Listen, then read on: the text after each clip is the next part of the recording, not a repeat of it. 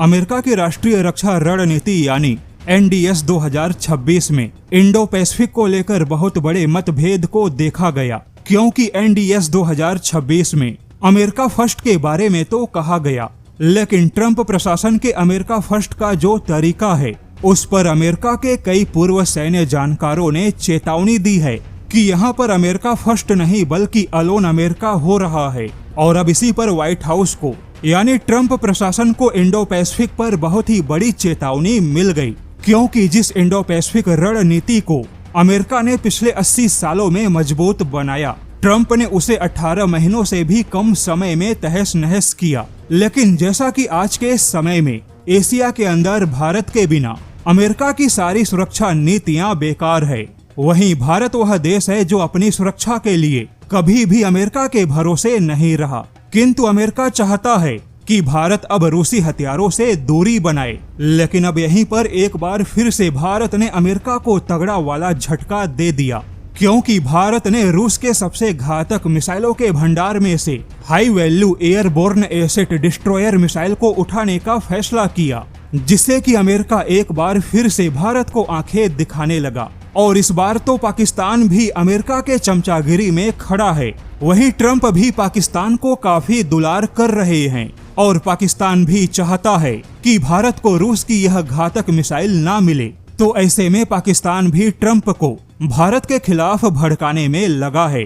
किंतु यहाँ पर अमेरिकी जानकार भारत के सपोर्ट में खड़े हैं। दरअसल मामला कुछ ऐसा है कि भारत ने रूस का R-37M मिसाइल खरीदने का फैसला किया। यहाँ पर आपको बता दे, यह मिसाइल हवा से हवा में मार करने वाली मिसाइल है, लेकिन फिर भी इस मिसाइल को डॉग फाइट मिसाइल नहीं माना जाता। इस मिसाइल की रेंज लगभग 400 किलोमीटर है और इस मिसाइल को मुख्य तौर पे दुश्मन के हवा में ऐसे टारगेट को मिटाने के लिए बनाया गया जो कि बहुत ही ज्यादा हाई वैल्यू या बहुत ही कीमती हो, जैसे कि अवॉक्स विमान हो गए जो सीधे युद्ध नहीं करते किंतु आसमान में बहुत पीछे रहकर भी फ्रंट लाइन फाइटर जेट की आंखें बनते हैं। तो यह मिसाइल उस अवॉक्स को नष्ट करेगा। हवा में तेल भरने वाले विमान हो या दुश्मन सेना के बड़े कार्गो विमान हो, ऐसे बड़े लक्ष्य को यह मिसाइल हवा में नष्ट करेगा। यानी इस मिसाइल को मुख्य तौर पे फाइटर जेट से भी बड़े लक्ष्य को नष्ट करने के लिए बनाया गया।